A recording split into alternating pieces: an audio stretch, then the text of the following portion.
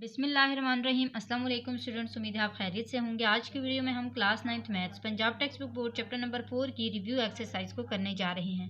Student, जब भी हमारा चैप्टर कोई कंप्लीट होता है तो उसके बाद हमें रिव्यू एक्सरसाइज दी जाती है ताकि जो भी बेसिक कॉन्सेप्ट्स हमने पढ़े थे चैप्टर के अंदर वो यहाँ पे रिवाइज किया जा सकें। तो आज की वीडियो में फैक्टराइजेशन चैप्टर नंबर 4 में जो फैक्टराइजेशन के हमने सारे कॉन्सेप्ट्स पढ़े थे वो आज हम रिवाइज करेंगे। जैसा कि हमने कॉमन लेना सीखा था, मिड टर्म ब्रेक करना सीखा, इसी तरह एलसीएम, एचसीएफ और साथ ही साथ स्क्वायर रूट भी हमने सीखा था। तो उन सब बेसिक कॉन्सेप्ट को आज हम रिवाइज करेंगे। इसके साथ साथ स्टूडेंट्स क्वेश्चन नंबर 1 जो कि बेस्ड है एमसीक्यूज के ऊपर, उसको हम सेपरेट से करने की कोशिश करेंगे। उसके लिए इंशाल्लाह मैं सेपरेट वीडियो बनाऊंगी। आज हम इस वीडियो में जो सोल्यूशन वाले क्वेश्चन हैं वो करेंगे। तो क्वेश्चन नंबर 2 से स्टार्ट करते हैं। क्वेश्चन नंबर 2 में है फैक्टराइज। सारे के सारे पार्ट्स में हमने फैक्टराइजेशन करनी है। फर्स्ट पार्ट की तरफ आते हैं। फैक्टराइजेशन के मैंने आपको 3 टाइप्स बताई थी, 3 पार्ट्स बताए थे। फर्स्ट क्या था? कॉमन लेना, सेकंड मिड टर्म ब्रेक करना and third one formula use करना। अब हम सबसे पहले देखेंगे कि क्या इस फर्स्ट पार्ट में कॉमन लिया जा सकता है। अगर तो कॉमन लिया जा सकता है तो फिर कॉमन ले लें, अगर नहीं लिया जा सकता तो फिर आप मिड टर्म ब्रेक की तरफ आएँ, और अगर मिड टर्म ब्रेक भी नहीं हो रही तो फिर फार्मूले की तरफ आएँ। तो सबसे पहले हम देखते हैं यहाँ पे कॉमन लिया जा सकता है। यस। क्यों? क्योंकि एक ही टेबल है जिसमें ये तीनों डिवाइड हो सकते हैं, यानी कि 2 के टेबल में 4 भी आता है, 18 भी आता है और 12 भी आता है।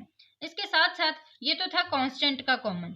फिर देखें वेरिएबल में कॉमन क्या है। मैंने आपको बताया था कि इसमें से लीस्ट जो पावर है उसको देखें और उसको कॉमन ले लें।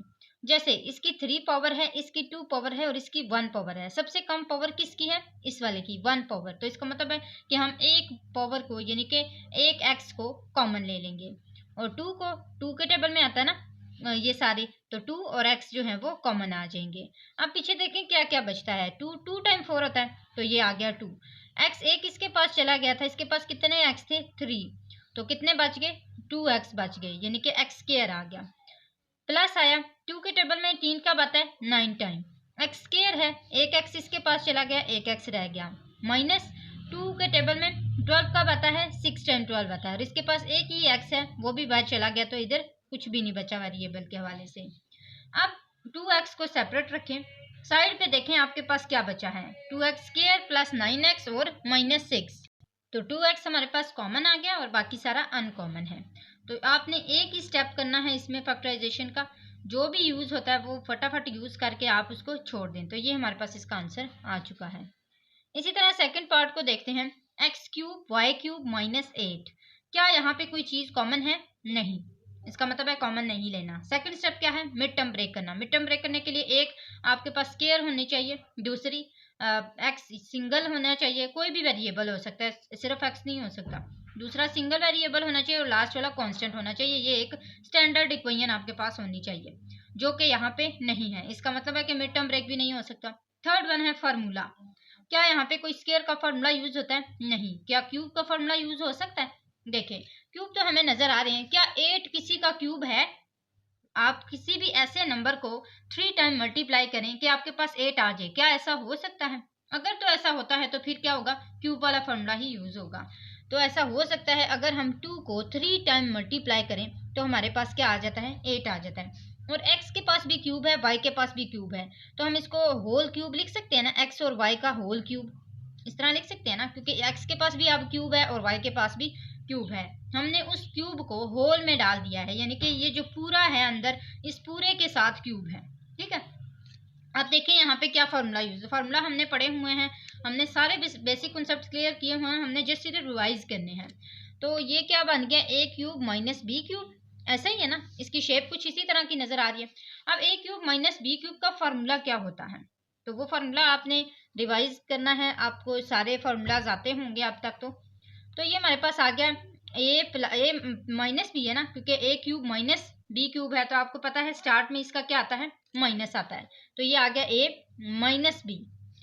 इसी तरह मैंने आपको याद करवाए थे फार्मूले कि अगर आपका स्टार्ट वाला माइनस आ गया है, ये फैक्टर माइनस में है, तो बाकी सारा क्या होगा? प्लस में ही रहेगा। तो A square plus A B plus B square, ऐसा ही है। फार्मूलाज मैं आपको एक दफ़ा फिर दिखा देती हूँ ताकि आपको वो रिवाइज हो जाए। तो यहाँ पे स्टूडेंट्स आप देख सकते हैं ये वही फार्मूलाज हैं जो हमने प्रीवियस लेक्चर में भी पढ़े थे। मैं आपको एक दफ़ा इसको दिखा देती हूँ, आप चाहे तो इसका स्क्रीनशॉट भी ले सकते हैं। अब आते हैं अगेन एक्सरसाइज की तरफ। तो स्टूडेंट्स जैसा कि हमें अब पता लग गया है कि ये हमारे पास ए है और ये बी है, हमने इसकी ये जो फार्मूला है इसके अंदर इन दोनों को ए और बी को पुट करना है। तो आइए पुट करते हैं। ये हमारे पास क्या आ जाएगा, एक्स वाई यानी कि ए माइनस बी यानी कि 2, तो एक्स वाई माइनस 2। अब अगेन देखें ए स्केयर है ना, तो एक्स वाई का हमने क्या ले लेना है, स्केयर ले लेना है। होल स्केयर का मतलब ये होगा कि इसके साथ भी स्केयर है और इसके साथ भी स्केयर है। फिर बाद में हम क्या कर लेंगे, इसको ओपन कर लेंगे। प्लस ए बी यानी कि एक्स वाई और 2 दोनों आ जाएंगे, प्लस बी है तो 2 का स्केयर। अब इसको रीओपन कर लेते हैं, ये वाली ब्रैकेट डाल लें क्योंकि ऑलरेडी यहाँ पे स्मॉल ब्रैकेट्स काफ़ी डल चुकी हुई हैं। तो ये आ जाएगा एक्स वाई माइनस 2 और ये एक्स स्केयर वाई स्केयर हो जाएगा ना, एक्स के पास भी स्केयर है और वाई के पास भी स्केयर है, प्लस एक्स वाई को 2 के साथ मल्टीप्लाई करेंगे, क्या आंसर आएगा 2xy प्लस 2 2 टाइम 4। तो ये हमारे पास इसका आंसर आ चुका हुआ है। नेक्स्ट थर्ड पार्ट करते हैं इसका। एक्चुअली ये इसका सेकंड पार्ट है और ये थर्ड पार्ट है, बाकी इसमें कोई कन्फ्यूजन नहीं है, ठीक है। तो ये आप देख सकते हैं सेकंड पार्ट, यानी कि अभी मैं इसको थर्ड पार्ट कंसिडर कर रही हूँ। तो ये हमारे पास क्या है कि एक्स क्यूब है, ठीक है। इसका मतलब है यहाँ पे भी क्यूब वाला फॉर्मूला ही यूज होगा, लेकिन यहाँ पे और इसमें क्या फ़र्क है, जस्ट साइन का फ़र्क है। ये प्लस है और ये माइनस है, बाकी सेम वैसे ही है। तो ये हमारे पास क्या आ जाएगा, एक्स का होल क्यूब जैसे हमने पहले डाला था, होल क्यूब प्लस। अब देखें कि कौन सा ऐसा डिजिट है जिसको हम 3 टाइम मल्टीप्लाई करें तो हमारे पास 64 आ जाए। तो वो जो डिजिट है 4, y है इसके साथ, ये y आ गया। अब इसका हमने क्या ले लेना है, होल क्यूब ले लेना है। 4 को भी 3 टाइम मल्टीप्लाई करेंगे तो 64 आएगा और y का भी हम क्यूब लेंगे तो हमारे पास ये वाला y क्यूब आ जाएगा। तो ये a प्लस बी का क्यूब, a यानी कि a क्यूब और b का क्यूब। अब इसका फार्मूला हम देख लेते हैं, जैसे यहाँ पे इसको ओपन किया था सेम वैसे ही करना है। तो ये आ जाएगा a प्लस b, पहला फैक्टर तो सेम ही बनता है ना, अगर प्लस का साइन है तो फिर प्लस ही रहता है। बाद में इसके साथ क्या हो जाता है, A square minus A B plus B square हो जाता है, जबकि यहाँ पे हमारे पास माइनस होता है तो इसकी वजह से यहाँ पे प्लस आ जाता है। बाकी फार्मूला सेम ही है इसका।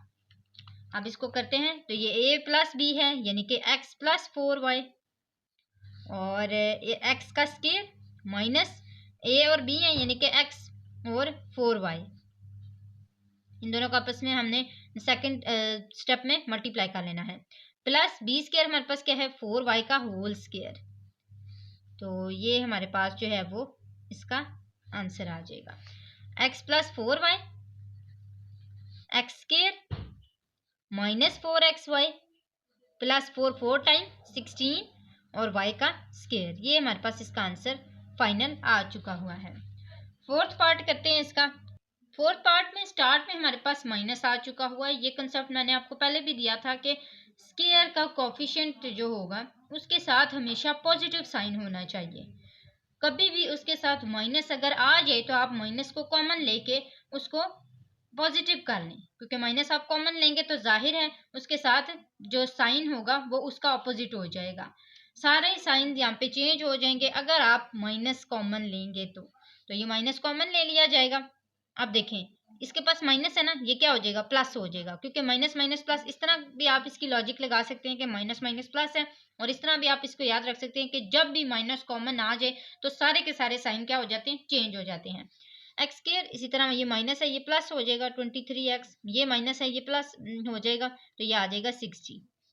अब यहाँ पे इसकी कंडीशन देखें, क्या इसके साथ हम फैक्टराइज का कौन सा रूल हम इसके साथ यूज कर सकते हैं, क्या इसमें हम कॉमन ले सकते हैं, नहीं।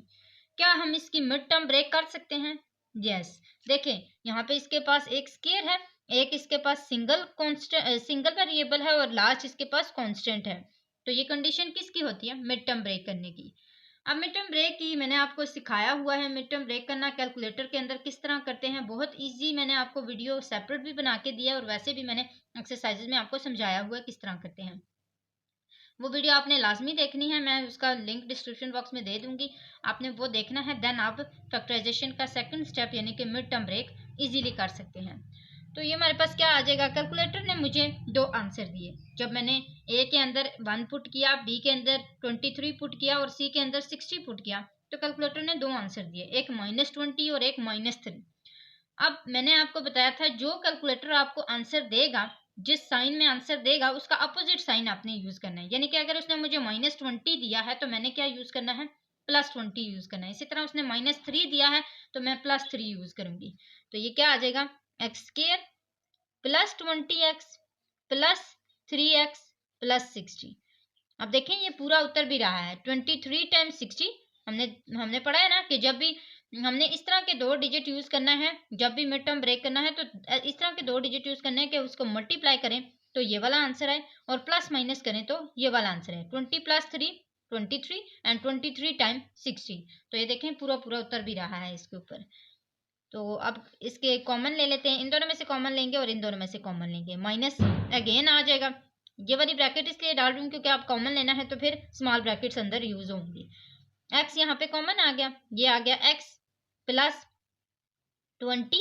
इसी तरह प्लस यहाँ पे 3 कॉमन आ गया, x +3 20 टाइम्स 60, ये आ गया 20 कॉमन। अब इनके दो फैक्टर्स बना लेते हैं, एक बार वाला और अंदर वाले दोनों फैक्टर्स हमेशा सेम होते हैं, उनको वन टाइम ही लिखते हैं। तो ये हमारे पास आ गया x +3 और x +20। तो ये देखें ये इसका हमारे पास आंसर आ चुका हुआ है और माइनस एज इट इज, दोनों फैक्टर्स भी बन चुके हैं। नेक्स्ट पार्ट करते हैं, पार्ट 5। इसकी कंडीशन देखें, क्या इसमें कॉमन लिया जा सकता है, नहीं। क्या इसकी मिड टर्म ब्रेक हो सकती है, यस। अब मिड टर्म ब्रेक में मैंने आपको ये वाला भी सिखाया था कि जब आपके पास स्टार्ट में 1 ना आए, क्योंकि कैलकुलेटर हम आपको उसी का आंसर देगा जब आपके पास स्टार्ट ए यानी कि ए का जो डिजिट है वो 1 आता हो। तो ये यहाँ पे 2 है, तो इस सबसे पहले हम 2 को मल्टीप्लाई करते हैं 6 के साथ, देन कैलकुलेटर के यानी कि जो लास्ट वाले जो डिजिट है उसके साथ। तो 2 3 टाइम्स 6 होता है, तो इसका मतलब है सी हमारे पास 6 हो। कैलकुलेटर में आपने क्या क्या पुट करना है, एक 1 पुट करना है ए के अंदर, बी के अंदर 7 पुट करना है और सी के अंदर 3 2 टाइम्स 6, ए बी सी तीनों पुट कर देने हैं। अब आपको कैलकुलेटर आंसर दे देगा, एक 6 देगा यानी कि -6 और एक देगा -1। लिखना आपने क्या है, +6 और +1। तो ये आ जाएगा 2x² प्लस मैंने आपको बताया +6x लिखना है ना, तो +6 +x और +3। अब देखें 6 1 टाइम 6, इसी तरह 6 + 1 = 7। तो ये आपको मैंने रूल समझाया हुआ है, आपने लाजमी वो वीडियो वॉच कर लेनी है, क्योंकि अगर आप वो नहीं देखेंगे आपको ये वाला स्टेप नहीं आ सकता। उसमें मैंने सारे के सारे जिस तरह भी आपने फैक्टराइजेशन के अंदर जो जो भी स्टेप्स आते हैं मिड टर्म ब्रेक के हवाले से वो मैंने सारे समझाए हुए हैं, आपको सारे कंसेप्ट क्लियर हो जाएंगे। तो ये दोनों आपने इन दोनों में से कॉमन लेना है, इन दोनों में से कॉमन लेना है। इसमें तो 2 कॉमन आएगा क्योंकि 2 के टेबल में 2 भी आता है और 6 भी आता है। इसी तरह x² और x इसकी लीस्ट पावर कौन सी है, ये वाली 1x, तो ये 1x कॉमन आ जाएगा। इसी तरह यहाँ पे क्या बच जाएगा, 1x + 2 3 टाइम्स 6 होता है, एक ही x था वो भी बाहर चला गया तो यहाँ पे जस्ट +3 बच गया। प्लस यहाँ पे कुछ भी कॉमन नहीं है तो ये 1 कॉमन ले लेते हैं, x +3 एज इट इज आ जाएगा। अब बार वाला क्या है, 2x + 1 और अंदर का जो दो फैक्टर्स हैं वो सेम है ना, इसका मतलब है हमारा आंसर ठीक जा रहा है। और x +3 एक दफ़ा लिख लिया, तो ये हमारे पास इसका आंसर आ चुका है। नेक्स्ट पार्ट करते हैं, पार्ट 6। जब हमारे पास पावर 4 आ जाती है, वो वाली फैक्टराइजेशन भी हमने सीखी थी कि हम उसमें +2ab और -2ab की एडिशन करते हैं। और ऐसा क्यों करते हैं, क्योंकि अगर हम वैसा कर भी लें तो फिर इससे क्वेश्चन को कोई अफेक्ट नहीं होता। क्यों नहीं होता, क्योंकि +2ab और -2ab आपस में कैंसिल हो सकते हैं और इनकी एडिशन करने से क्वेश्चन के ऊपर कोई इम्पैक्ट ना पड़ने की वजह से इसको एज इट इज लिखा जा सकता है। तो ये हमारे पास क्या आ जाएगा, x। सबसे पहले इसका फॉर्मूला बनाना पड़ता है, कैसे, अच्छा हमें कैसे पता लगा कि हमने फार्मूला ही बनाना है, क्योंकि ना इसका कॉमन लिया जा सकता है और ना ही इसकी मिड टर्म ब्रेक हो सकती है। तो थर्ड हमारे पास फार्मूले का ऑप्शन ही बचता है, इसलिए इसमें फार्मूला यूज किया जाता है। उसके बाद यहाँ पे इसको स्केयर क्यों बनाना पड़ता है, क्योंकि फोर्थ का फार्मूला तो होता नहीं है, या स्केयर का होता है या क्यूब का फार्मूला होता है, इसलिए ये एक इवन नंबर है। तो इसके लिए इवन नंबर होने की वजह से 2 का फार्मूला यानी कि स्केयर का फार्मूला यूज किया जाता है। तो ये सारी कंडीशंस जो हैं ये मैंने इसलिए बताई हैं कि इसके ऊपर यही फार्मूला क्यों यूज किया जाता है, कोई और क्यों नहीं यूज किया जाता। अब यहाँ पे हमारे पास क्या आया है, x² का स्केयर। क्यों स्केयर का स्केयर मैंने लिखा, यहाँ पे देखें, अगर मैं इस स्केयर को खत्म कर दूं बाहर मैं स्केयर लिखती हूँ, ठीक है, मैंने स्केयर का फॉर्मूला यूज़ किया। तो ऐसा कौन सा नंबर है जिसको मैं इसके साथ मल्टीप्लाई करूँ तो मेरे पास 4 आ जाए? तो 2 को 2 टाइम मल्टीप्लाई करेंगे तो हमारे पास क्या आ जाएगा? 4 आ जाएगा। इसी तरह प्लस 64 को भी किसी तरीके से हमने बाहर स्केयर डालना है, ठीक है, यहाँ पे बाहर स्केयर डालना है। अब अंदर कोई ऐसा डिजिट लिखें जिसको हम स्केयर लें तो हमारे पास 64 आ जाए। तो 8 टाइम हमारे पास क्या होता है? 64 होता है, ऐसा ही है। तो इसीलिए मैंने 8 का यूज़ किया और 8 का स्केयर ले लिया। अब यहाँ पे देखें, मैंने आपको बताया जब आपने इस तरह फोर्थ की कंडीशन बना लेनी है तो फिर आपने +2ab और -2ab की एडिशन करनी है। तो अब इसकी एडिशन कर लेते हैं कि +2 a क्या है? x स्क्वायर और b क्या है? 8। इसी तरह -2 a क्या है? x स्क्वायर और b क्या है? 8। ये हमारे पास +2ab और -2ab की एडिशन हो गया। अब ये +2ab क्यों ऐड किया जाता है? ताकि हमारे पास फार्मूला बन जाए। फार्मूला कैसे बनता है ये देखें, ये पूरा एक फार्मूला बनता है। ये किसका फार्मूला बनता है? A square plus two A B या फिर A square plus B square plus 2ab, एक ही बात है, जस्ट आगे पीछे हुआ हुआ है ये मैं आपको फार्मूला दिखा भी देती हूँ जैसे मैंने आपको पहले भी दिखाए हैं ये वाले। ये देखें, A square plus 2ab plus B square या फिर A square plus B square plus 2ab, ये किसका फार्मूला है? ए प्लस बी का होल स्क्वायर का फार्मूला है, याद रहे होल स्क्वायर का फार्मूला है। तो ये हमारे पास क्या बन जाएगा?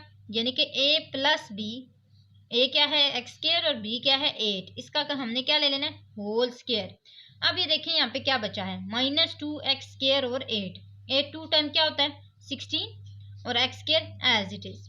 अब ये हमारे पास क्या बचा है? 16x square. ये तो है एक पूरा स्क्वायर, क्या इसको हम स्क्वायर बना सकते हैं? यस, 4 टाइम्स 16 होता है और x के पास स्क्वायर है उसको हम होल स्क्वायर दे देंगे। यानी कि हम उसको इस तरह लिख सकते हैं 4x का whole square minus x square plus 8 square, इसको हम एज इट इज लिख लेंगे। अब देखें यहाँ पे ये अगेन किसी का फार्मूला बनता है, ये ए स्क्वायर है माइनस बी स्क्वायर। देखें यहाँ पे ए स्क्वायर माइनस बी स्क्वायर का क्या फार्मूला है? A plus B A minus B. तो इसका मतलब है यहाँ पे 2 दफा फार्मूला यूज होता है। एक दफा ए प्लस बी का होल स्क्वायर का फार्मूला यूज हुआ, अब यहाँ पे किसका फार्मूला यूज हो रहा है? A square minus b square का, जिसका फार्मूला क्या होता है? ए माइनस बी और ए प्लस बी। इसको यूज करते हैं, मैं साथ साथ इसलिए लिख रही हूँ ताकि आपको कंफ्यूजन ना हो। X square plus 8 minus 4x, इसी तरह x square plus 8 plus 4x। अब देखें ये a प्लस बी और a माइनस बी बन चुका हुआ है, याद रहे ये पूरा a है और ये b है। इसी तरह ये a माइनस बी और a प्लस बी की पुटिंग हो रही है। नेक्स्ट आते हैं पार्ट 7 की तरफ, x4 plus 2x square plus 9। इसमें भी सेम वैसे ही +2ab और -2ab की एडिशन होगी, लेकिन याद रहे कि पहले हमने सेपरेशन कर लेनी है। जिस तरह x4 के लिए यहाँ पे सेपरेशन की थी ना, ये तो मतलब कि इसके अंदर एक और डिजिट नहीं था, तो इसकी हमने पहले रीअरेंज इसको कर लेना है। कैसे करेंगे? x4 प्लस 9 का क्यों कर रहे हैं? क्योंकि 3 टाइम 9 होता है, 3 का स्क्वायर 9 के इक्वल होता है, तो इसलिए इसको इसके साथ लिखेंगे। +2 एक x स्क्वायर जो है एक किस्म का एडिशनल है, तो इसको साइड पे करके लिख लें। अब इन दोनों का पहले स्क्वायर बना लें जैसे इसका बनाया था, तो x स्क्वायर का स्क्वायर आ जाएगा प्लस 3 का स्क्वायर यानी कि 3 टाइम 9 आ जाएगा। अब वही +2ab और -2ab की एडिशन कर लें, तो +2 a क्या है हमारे पास? x स्क्वायर और b क्या है? 3 -2 a क्या है? x स्क्वायर और b क्या है? 3। अब अगेन ये जो +2x स्क्वायर है जो एडिशनल था उसको लास्ट पे लिख लें। अब इसको मजीद सॉल्व कर लेते हैं। ये हमारे पास फार्मूला बनता है ना, इसको फार्मूला बना लेते हैं। ये किसका फार्मूला बन रहा है? a प्लस बी का होल स्क्वायर का, तो इसको क्लोज कर लेंगे। a हमारे पास क्या है? एक्स स्क्वायर प्लस b क्या है? 3। इसका हमने क्या ले लिया? Whole square. ये हमारे पास क्या बचा? -3 2 time 6x square minus 6x square, ये क्या है? +2x square. इसको अब सॉल्व कर लेते हैं। प्लस माइनस माइनस ये आ जाएगा, 6 में से 2 निकाले 4, बड़ी रकम के साथ माइनस का साइन है तो -4x स्क्वायर आ जाएगा, और x स्क्वायर प्लस 3 का whole square as it is आ जाएगा। और इसी तरह जैसे हमने पहले किया था a square minus b square का फार्मूला यूज करके सेम वैसे ही करेंगे। मैं यहाँ पे लिख भी देती हूँ, a square minus b square का फार्मूला यहाँ पे यूज हो रहा है, और वो फार्मूला किसके इक्वल होता है? a प्लस बी और a माइनस बी। तो एक्स स्क्वायर प्लस 3 -4x इसको हम लोग पहले बना लेते हैं ना, ये आ जाएगा 2x का होल स्क्वायर, ठीक है। 2 टाइम 4 और x का स्क्वायर, तो ये आ जाएगा 2x, ठीक है। अब आ जाएगा x स्क्वायर प्लस 3, एक दफ़ा माइनस में लिखा ना, अब प्लस में लिख लें, प्लस 2x। अब इसकी रीअरेंजिंग भी कर सकते हैं, क्योंकि जैसा कि आपको पता है कि पहले स्क्वायर वाला कोफिशिएंट आता है, यानी कि स्क्वायर वाला वेरिएबल आता है, और फिर सिंगल एक्स वाला या सिंगल वेरिएबल वाला, फिर लास्ट पे कांस्टेंट वाला। तो इस तरह लिख सकते हैं ना, x square minus 2x plus 3 और x square plus 2x plus 3। तो इस तरह आप इसको रीअरेंज कर सकते हैं। इस तरह भी लिखें, ठीक है, लेकिन इस तरह लिख लें, ज़्यादा बेटर आ जाएगा फिर। ये हमारे पास हो गया पार्ट 7। नेक्स्ट पार्ट की तरफ चलते हैं, पार्ट 8। ये क्वेश्चन काफ़ी इंपॉर्टेंट क्वेश्चन है, क्योंकि जो प्रीवियस बुक्स थी उसके अंदर ये वाला क्वेश्चन काफ़ी दफ़ा आ चुका है, और ये क्वेश्चन उस टाइम एक्सरसाइज के अंदर था, अब ये रिव्यू एक्सरसाइज के अंदर दे दिया गया है। तो ये क्वेश्चन इंपॉर्टेंट है, मैं यहाँ पे लिख देती हूँ, ये आपने लाजमी कर लेते हैं। अब यहाँ पे मैंने आपको इस क्वेश्चन के हवाले से जो रूल बताया था वो क्या था, कि आपने देखना है इसमें से दो फैक्टर्स जिनको आपस में प्लस माइनस किया जाए तो अगले दो फैक्टर्स के साथ उसका आंसर सेम आए। यानी कि मैं अगर 6 और 3 को प्लस करती हूँ तो मेरे पास आता है 9, ठीक है। या चलें अभी फ़िलहाल मैं इस तरह नहीं करती, दो को आपस में कर ली, पहले दो को और आखिरी दो को। जैसे 4 और 3 है, इसको आपस में प्लस किया जाए तो 7 आता है, और 6 और 5 को प्लस किया जाए तो 11 आता है। दोनों का आंसर सेम तो नहीं आ रहा। अब और दो फैक्टर्स, इन दोनों फैक्टर्स को अब नहीं देखना, इन दोनों को नहीं देखना, अब इसी फैक्टर को किसी और फैक्टर के साथ देख लें। अमूमन ऐसा होता है कि फर्स्ट को लास्ट के साथ किया जाए और मिड वाले दो को किया जाए तो आंसर आ जाता है। जैसे यहाँ पे फर्स्ट और लास्ट वाले को किया जाए तो 9 आता है, उसी तरह 5 + 4 भी 9 के इक्वल आता है। तो सेम आ रहा है ना प्लस करने से। आपने साइन याद रखने हैं कि साइन सेम हो। साइन अगर फॉर एग्जांपल यहाँ पे माइनस लगा हुआ है ना, तो यह आपने -3 + 6 करना है, ठीक है। इस तरह आपका आंसर सेम आना चाहिए, यानी कि साइंस को साथ लेके चलना है, साइंस को नहीं छोड़ना। ऐसा नहीं होगा कि आप यहाँ पे माइनस है तो इसको प्लस कंसिडर करके +3 + 6 कर लें, नहीं, आपने साइन को साथ देखना है और कैलकुलेट करना है। कैलकुलेटर पे बेशक कर लें, लेकिन आंसर आप दोनों के फैक्टर्स के सेम आने चाहिए। उसके बाद सेकंड स्टेप मैंने बताया था कि अगर प्लस करने से आपने सारों को देख लिया, सारे फैक्टर्स को देख लिया और देखा कि दोनों दो फैक्टर्स का आपस में प्लस करने से साइन सेम नहीं आता या आंसर सेम नहीं आता, तो फिर आप मल्टीप्लाई कर लें। जैसे अगर फॉर एग्जांपल यहाँ पे सेम नहीं आ रहे साइन के साथ भी जो आंसर हैं वो सेम नहीं आते, तो फिर आप मल्टीप्लिकेशन की तरफ चले जाएं, 6 3 टाइम, 5 4 टाइम, इस तरह, ठीक है। अब इसको करते हैं। यहाँ पे मैंने आपको बता दिया ना कि फर्स्ट को लास्ट वाले के साथ करेंगे और मिड वाले दोनों को आपस में कर लेंगे। तो पहले हम इसको रीअरेंज करके लिख लेते हैं। x + 3 को x + 6 के साथ लिख लें, और कुछ नहीं करना, सिर्फ रीअरेंज करना है। x + 4 को x + 5 के साथ लिख लें, -360 एज इट इज़ लिख लें। अब यहाँ पे x + 3 को जब x + 6 के साथ मल्टीप्लाई किया जाएगा तो क्या आंसर आएगा। x को x के साथ मैंने आपको ये रूल बताया हुआ है किस तरह आपने इसको मल्टीप्लाई करना है। पहले फर्स्ट वाले को दोनों के साथ ऐसे मल्टीप्लाई कर लेना है, ऊपर वाले को, फिर नीचे वाली जो लाइंस हैं उनको देख लें, नीचे यानी कि जो सेकंड वाला है फिर इसको इन दोनों के साथ मल्टीप्लाई कर लेना। अब इस तरह आपके पास जल्दी जल्दी आंसर आ जाएगा। अब तक तो आपको मल्टीप्लिकेशन की प्रैक्टिस भी हो जानी चाहिए, क्योंकि इस तरह जब बार बार मल्टीप्लाई किया जाता है तो फिर बंदे को याद हो जाता है कि हमने किस तरह करना है। ये आ गया x² + 6x + 3x + 6 3 टाइम 18, ये आ गया। अब सेकंड वाले को कर लें, इसी तरह सेम जैसे इसको किया ना, इसी तरह कर लें। x² ये, फिर +5x + 4x + 5 4 टाइम 20 और -360 एज इट इज़ आ जाएगा। अब हमने क्या करना है, ये जो x वाले वेरिएबल हैं यानी कि जो सिंगल वेरिएबल हैं उन दोनों को आपस में क्या कर लेना है, प्लस कर लेना है, क्योंकि प्लस के साइन डले हुए हैं ना। x² + 9x + 18, इसी तरह x² + 9x + 20 -360 as it is आ जाएगा। अब हमारे पास सेकंड स्टेप क्या है इसका, कि जो भी इसमें सेम वेरिएबल्स हैं उनको इक्वल कर लें किसी भी सिंगल वेरिएबल के। जैसे यहाँ पे हमारे पास x² + 9x 2 टाइम है ना, इसको किसी भी वेरिएबल से लेट कर लें, कोई भी वेरिएबल यूज कर लें। जैसे मैं यहाँ पे इसको y के इक्वल करती हूँ, तो इसका मतलब है कि मेरे पास जिधर जिधर x² + 9x है वहाँ पे क्या आ जाएगा, y। तो ये आ जाएगा y, इसकी जगह y लिखा, इसकी जगह और इसकी जगह y लिख लेना है, प्लस 18, इसी तरह y plus 20 minus 360 as it is आ जाएगा।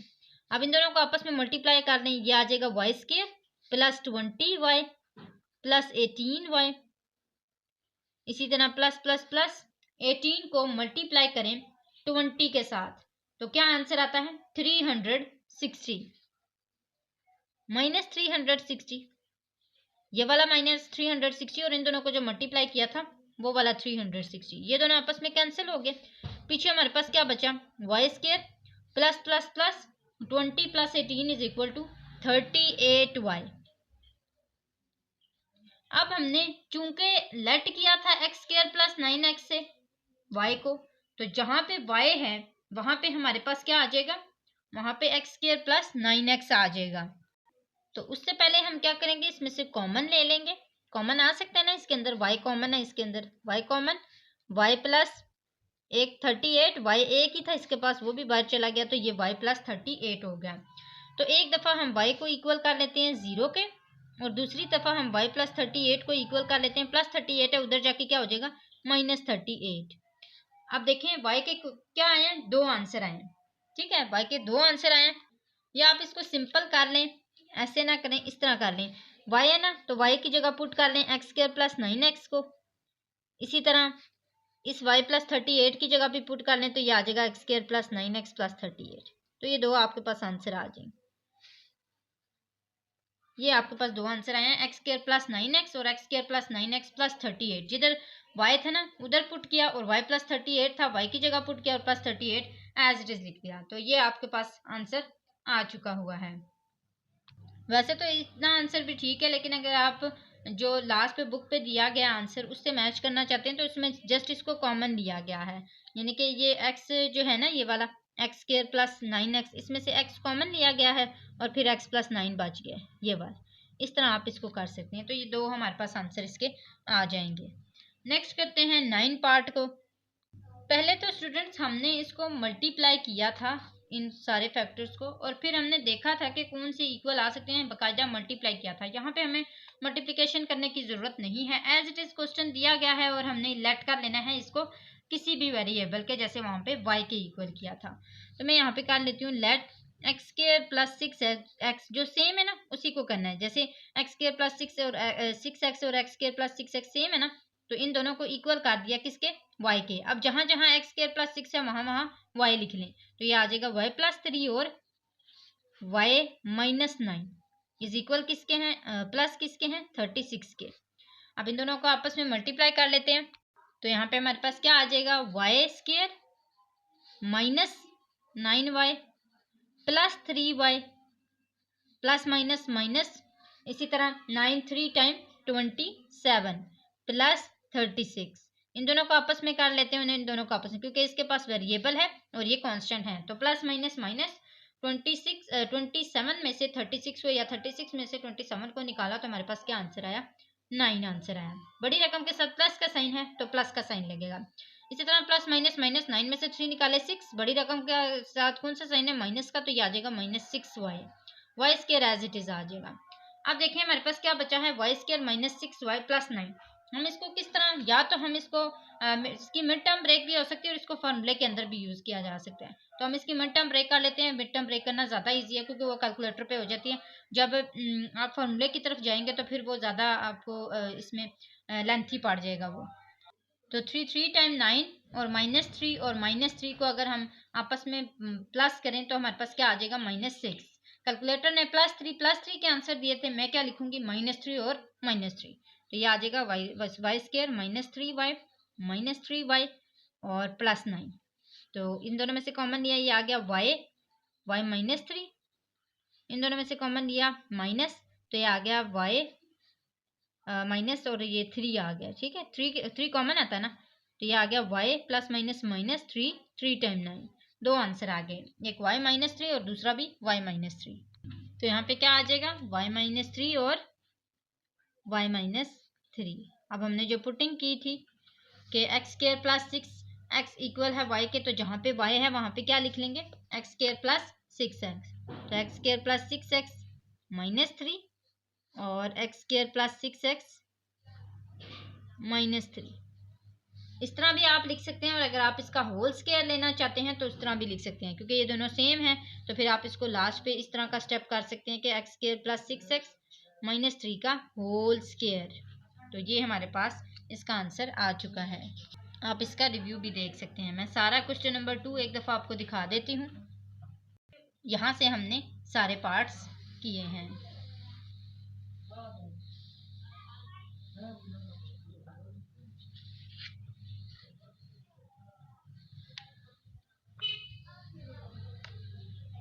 ये था हमारा 8 पार्ट एंड ये हमारा 9 पार्ट। तो स्टूडेंट्स, आज की वीडियो में हमने क्वेश्चन नंबर 2 सॉल्व किया है। नेक्स्ट इंशाल्लाह हम इसको कंप्लीट करने की कोशिश करेंगे। आज के लिए इतना ही। जाते जाते अपने चैनल को ज़रूर सब्सक्राइब करना है, और हमारा टारगेट है 1K का, वो भी आपने पूरा करना है। अगले वीडियो तक के लिए अल्लाह हाफिज़।